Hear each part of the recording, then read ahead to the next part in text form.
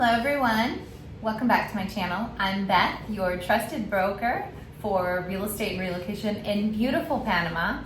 And today we are going to talk about Panama's government. We're going to talk about how it's structured, its pros and its cons, some interesting facts. This video was actually inspired by yesterday, July 1st, was the presidential inauguration of the 52nd president of Panama, José Raúl Mulino. He took office yesterday. So I thought we should do a rundown. Obviously, if you're considering moving to Panama, you probably would like to know a little bit about the government and what this new presidency means for Panama. So let's dig in. How does Panama's government work? Panama is a democratic republic. It is made up of three branches: the executive, which is the president, the legislative, which is the National Assembly, and the judicial, which is the courts. So they all work together to keep things balanced. What are pros about Panama's government? Stability. The democracy helps keep the country stable and keeps the economy growing. The citizens are very active. Panama has regular elections, and the average voting percentage is 75%, which is pretty impressive. It's great to see so much participation, and Panamanians are incredibly patriotic. So this contributes to a vibrant culture. And strong laws. So the legal system is pretty solid, which is good for business. It's good for investments. Challenges we face. So like any country, we do face some challenges. Political fights. Sometimes different political groups don't get along. Obviously that slows down progression. I'm sure that is everywhere. Challenge not only do we face in Panama, but a challenge that we are facing in the world. Corruption. There is corruption in Panama. Again, I think there's probably corruption in every government system, some more than others. There are concerns about corruption, so it affects trust in the government. We'll see. It's supposed to be getting better. So inequality. Now, not everyone benefits equally from Panama's economy. So there is a lot to work, there is a lot of work to do with the society inequality. Only within the past decade is there an emerging middle class. Forever, the social classes were very, very strongly divided between high and low class. So luckily there has been some change, but there is a lot of work that needs to be done. So some interesting facts about Panama's democracy. Panama has been a democracy since they became independent from Colombia in 1903. So Panama is not that old. So as I mentioned before, we do have regular elections for president, legislators, local leaders, which most people know, I'm sure you do. Panama is famous for the Panama Canal, which is massive for global trade. So now let's talk about our new president, José Raúl Mulino. So José Raúl Mulino is from the Realizando Metas party. In English, that means realizing goals. And his plans during his administration is he wants to fight corruption, he wants to boost the economy, he wants to improve social programs like healthcare and education. So better schools, better healthcare, a greener, more sustainable Panama. Now, what does this mean for real estate? That's what I am always concerned about, and I'm sure you too, if you're thinking of an investment in Panama. Mulino says that his goal is he wants Panama to be the leader of tourism in the region. I would love to hold that title. Costa Rica is our neighbor, and they have done an incredible job, especially around 20 years ago. They really launched this incredible international campaign and they boosted tourism, and it really has been like the number one destination in Central America. Now, a lot of things in Costa Rica have changed, especially like safety for tourists and cost of living prices. Everything is very, very expensive.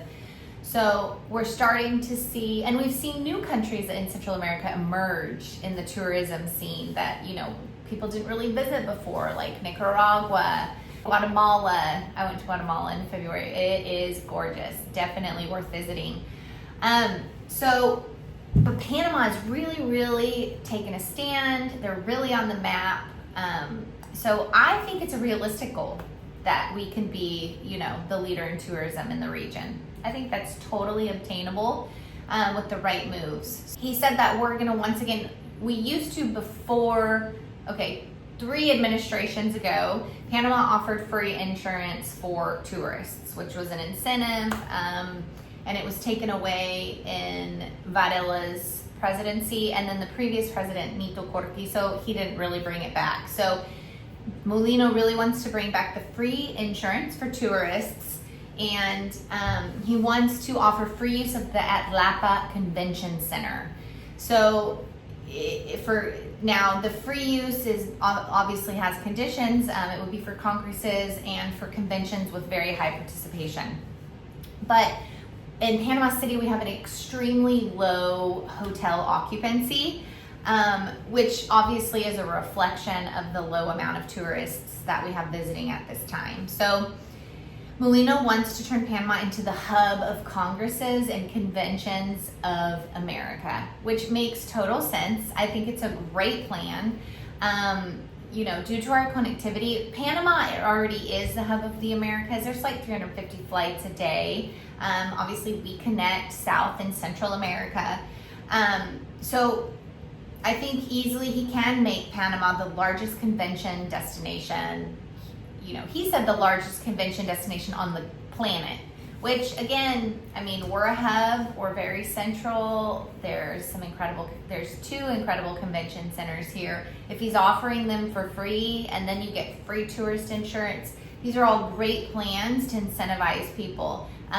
Combined with, there's tons of hotels for people to stay in and also loads and loads of flights. So that all makes sense.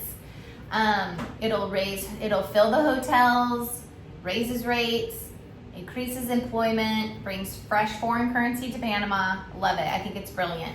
Bocas del Toro, which is towards the border of Costa Rica. It's a very popular Caribbean destination. They are going to build, it's going to be a mandatory stop for cruise ships in the Caribbean. So that's another great plan. And then they're building a train from Panama City to David, okay? David is on the opposite side of the country, so obviously this train will have a very high impact on tourism. It's going to connect the Panama City to the interior, and it will obviously provide an enjoyable experience for travelers. And like, the traffic is terrible in car, but by train, you would be able to explore many parts of Panama very easily. City, beach, mountains, and really, I mean, as a visitor, you can fly into the airport, you can get on the metro subway and take it directly to connect with the train and, you know, go straight to the interior if you want. So that is huge, absolutely exciting. I'm not sure when the train will be done. I don't really live by dates here. It's just like, it'll be done someday. So, but you know, in Panama's defense, like these metros, and when I first moved here, I was like, it'll take 2 decades, but they really, the new metro line that goes to the airport, that opened up pretty quickly, and they are making a lot of progress on the metro that they are building from Panama City to Chorrera. So we'll see how soon it comes. Obviously with the train too, the growth of tourism will be exponential, and it's going to create thousands of jobs. So this is all things that are going to reactivate the economy. So it's all good news. And as we know, tourism goes hand in hand with real estate. So if the tourism increases, and can you imagine, y'all, like if Panama does become like the biggest tourist destination in the Americas, like that means such good things for the economy, for the Panamanians, for those like myself that are full-time residents, and for you if you are considering Panama as a future home. So all good news, all positive. There you have it. Panama's government does have its ups and downs, just like any, but we are moving forward. There are good things to come.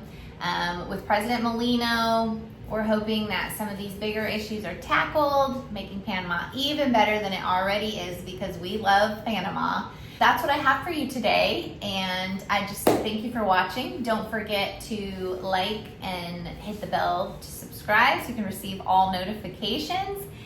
And I'll see you next time. Don't stop dreaming about your Panama paradise. Bye, guys.